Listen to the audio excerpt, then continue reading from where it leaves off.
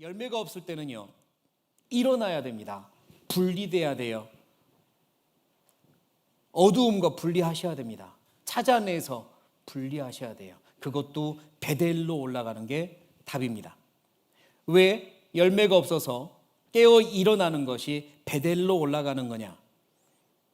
이제 야곱이 하나님의 명령을 받아 그 어려움을 겪은 다음에 베델로 올라가라 라고 말씀하셨을 때 야곱이 했던 일들을 보면서 이렇게 회복하는 거구나, 이렇게 베델로 올라가는 거구나 배워야 되겠습니다. 창세기 35장입니다. 창세기 35장.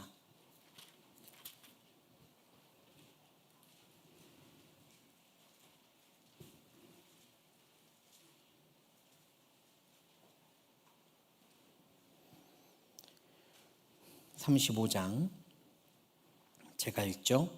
하나님이 야곱에게 이르시되 일어나 베델로 올라가서 거기 거하며 네가 내 형 에서의 낯을 피하여 도망하던 때에 네게 나타났던 하나님께 거기서 단을 쌓으라 하신지라.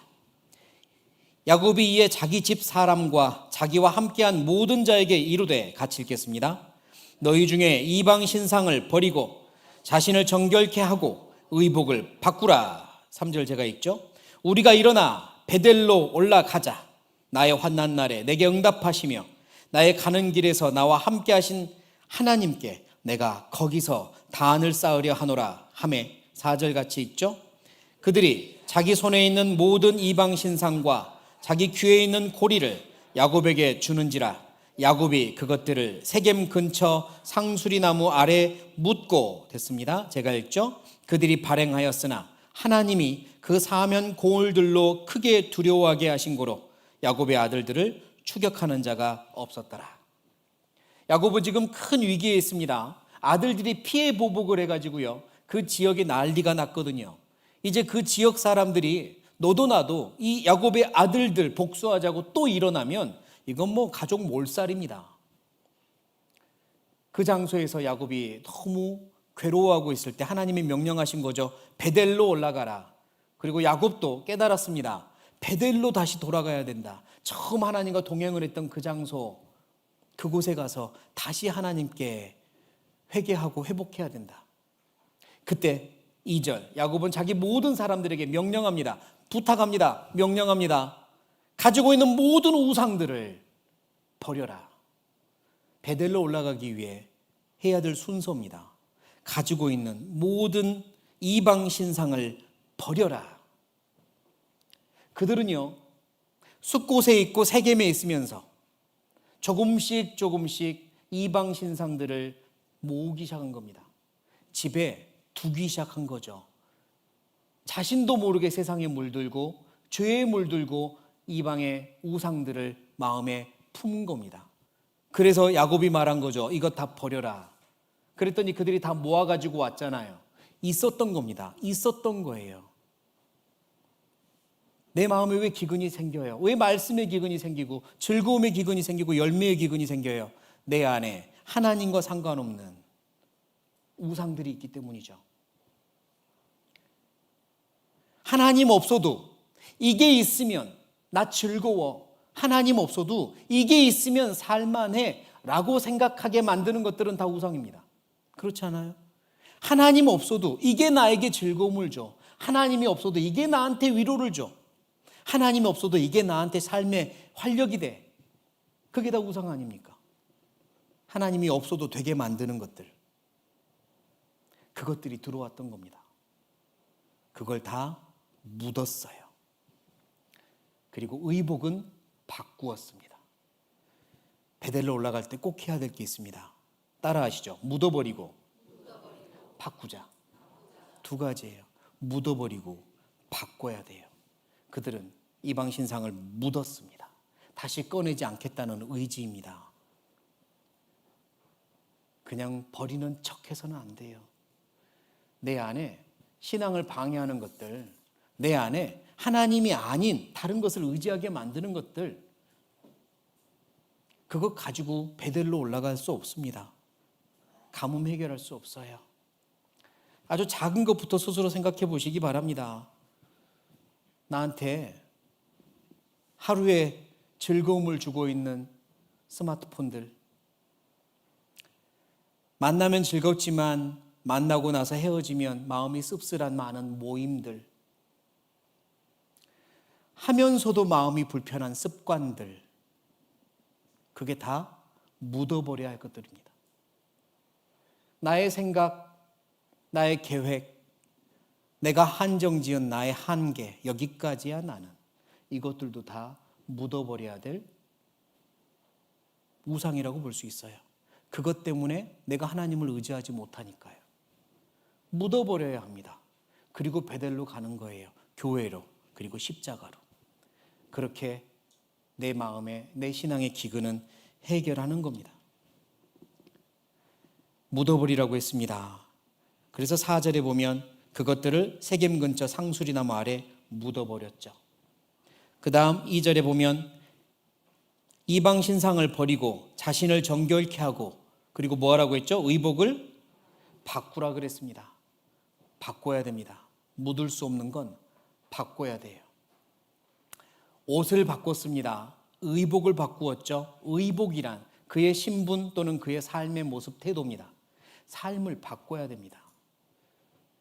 세상에 때가 묻은 모습, 세상의 방식으로 살아가는 모습, 하나님이 아니라, 영원한 것이 아니라 나의 꿈과 나의 어떤 야망을 찾아가는 내 모습, 그게 내 옷이었다면 바꿔 입어야 됩니다. 그 위에다가 덧입으라고 말씀하지 않으셨어요. 성경 어디에도 덧입으라는 말씀 없습니다. 갈아입으라 그러셨죠. 옛 것은 버리고 새 옷을 입는 거죠. 바꿔 입어라. 그곳에서, 숫곳과 세겜에서 이방 모습, 이방 사람들을 따라서 입었던 여러 가지 형태의 옷들, 액세서리들, 그들의 문화를 쫓았던 여러 가지 형태의 말과 행동들 다 바꾸라는 거였습니다. 의복을 바꾸라는 건 다 새로운 모습으로 바꾸라는 거였어요. 우리도 그래야 합니다. 그리스도인의 옷, 그리스도의 옷을 입어야죠. 옛 옷은 버리고 새 옷을 입어야 됩니다. 그리스도의 옷을 입어야 돼요. 무늬만 그리스도인이 아니라 정말 그리스도인이 되어야 합니다. 무늬만 그리스도인처럼 사는 게 아니라 내 안에 진심이 그리스도인이 되어야 돼요. 무늬만 태양은 절대로 뜨겁지도 않고 밝지도 않습니다. 진짜 빛이 되어야 돼요. 무늬만 꽃은 향기도 없고 벌도 날아들지 않아요. 진짜 꽃이 돼야 돼요. 우리는 무늬만이 아니라, 무늬 옷을 입는 게 아니라 진짜가 돼야 됩니다. 진짜 그리스도인. 말과 행동이 예수님을 닮은 진짜 그리스도인. 그렇게 바꾸라고 하십니다.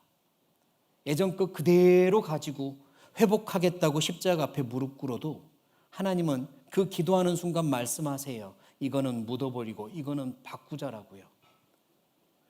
거기에 순종해야 열매 맺을 수 있습니다. 진짜 그리스도인다운 행복한 신앙생활 할 수 있습니다.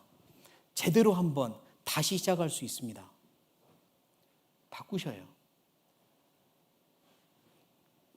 내 마음도 내 삶의 모습도 바꿉시다. 진짜 빛이 되고 진짜 꽃이 됩시다. 진짜 빛은요, 자기를 달아지면서 빛을 냅니다. 진짜 양초는 자기를 달아뜨리면서 빛을 내요.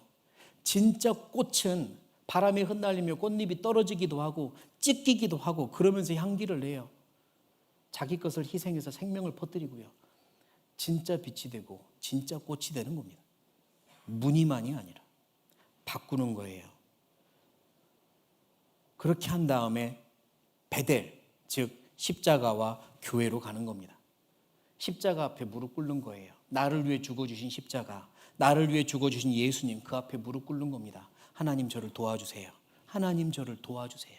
저 회복하고 싶어요. 저 다시 한번 일어나고 싶어요. 저 남은 인생 힘있게 살고 싶어요. 하나님의 역사가 저를 통해 이루어지게 도와주세요. 열매 맺게 도와주세요. 무릎 꿇는 겁니다. 예수님의 얼굴 보려면요, 무릎 꿇어야 돼요. 예수님은 너무 낮은 곳에 계시거든요. 저 낮은 곳에서 내 발을 씻고 계시고요.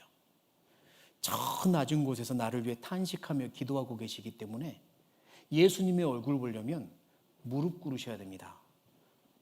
내가 내 마음에 무릎을 꿇지 않고 예수님 얼굴 못 봅니다. 예수님이 훨씬 낮은 곳에 계시거든요. 무릎 꿇으십시오. 그리고 예수님의 얼굴을 보셔요. 나를 사랑하시는 그분, 나를 위해 기도하고 계신 그분, 그분과 교제하며 회복하는 겁니다. 하나님 저를 회복시켜 주세요. 저 다시 일어나고 싶어요. 도와주세요. 그럴 때 교회가 소중해집니다.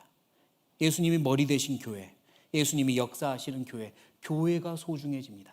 예수님의 피로 사신 교회, 예수님이 끝까지 지키려고 하시는 이 교회가 소중해집니다. 내가 그 교회 안에 있음이 감사하고 나도 이 교회를 소중히 여기고 지키고 싶어지는 거예요. 그리고 이 교회 안에서 말씀을 공급받고 이 교회 안에서 형제자매들과 손을 잡고 힘을 모아 사는 겁니다. 교회를 떠나서 내가 열매 맺을 수 없어요. 머리 되신 하나님이 교회인 몸을 통해서 역사를 이루어 가시기 때문에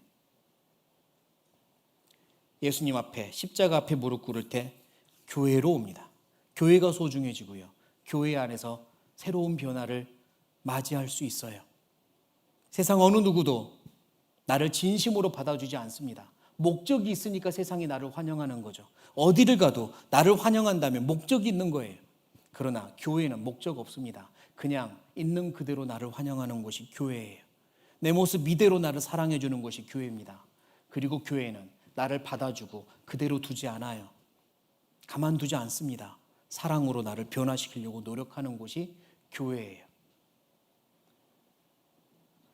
나를 받아서 나를 사랑해 주시고 나를 변화시키려고 노력하는 곳, 하나님의 몸된 교회, 그 안에서 회복하셔야 됩니다. 나는 지금 어디에 있는지 한번 살펴봐야 돼요.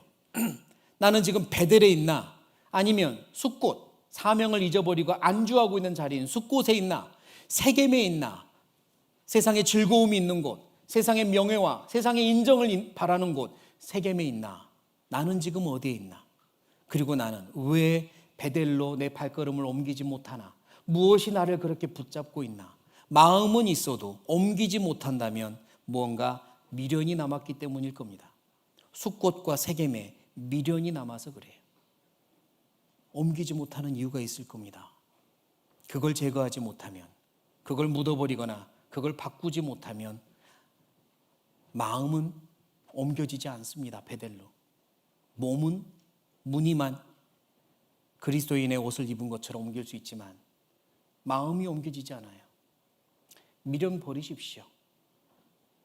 그리고 정말 주님 안에서 새롭게 살고 싶다고, 기쁘고 즐겁게 행복하게 열매 맺고 살고 싶다고, 하나님의 말씀이 내 안에 늘 기쁨이 되고 위로가 되고 힘이 되는 그런 신앙생활 하고 싶다고, 그렇게 다시 한번 무릎 꿇고 회복하셨으면 좋겠어요. 야곱은 숲곳에 자기를 위해 집을 짓고 동물들을 위하여 우리를 지었습니다. 하나님을 위해서는 그 어떤 것도 하지 않았죠. 그게 찔렸는지 세겜으로 옮겨서 땅을 사서 거기다가 제단을 쌓았어요.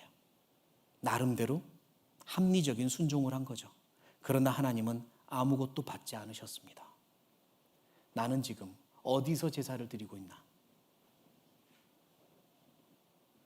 하나님이 받으셨나? 받지 않고 있나 돌아보시고요. 인자하신 하나님은 야곱에게는 교훈을 주기 위하여 매몰차게 하셨지만 나에게는 사랑이 많으셔서 받아주고 계시거든요. 하지만 하나님이 받아주신다고 해서 내가 온전한 신앙생활은 하고 있는 건 아닐 수 있으니까 하나님 앞에 가서 무릎 꿇읍시다. 그리고 다시 시작하는 겁니다. 신앙생활이 매우 중요한 부분이에요. 매우 중요합니다. 적당하게 사는 게 목적이 아니라면, 그럴듯하게 사는 게 목적이 아니라면 매우 중요합니다. 십자가 앞에 무릎 꿇고 교회 안에서 회복하고 교회와 함께 열매 맺는 신앙생활을 하는 겁니다. 기근을 만날 수 있습니다. 신앙생활의 기근을 만나면 이건 일종의 질문입니다. 너는 어디를 선택할래? 이 기근을 만났을 때 너는 어디를 선택할래? 지금 나한테 말씀의 기근, 즐거움의 기근, 열매의 기근이 있다면 질문해 보십시오. 나는 지금 무엇을 선택한 건가? 그리고 더 나은 길, 더 축복의 길이 있습니다.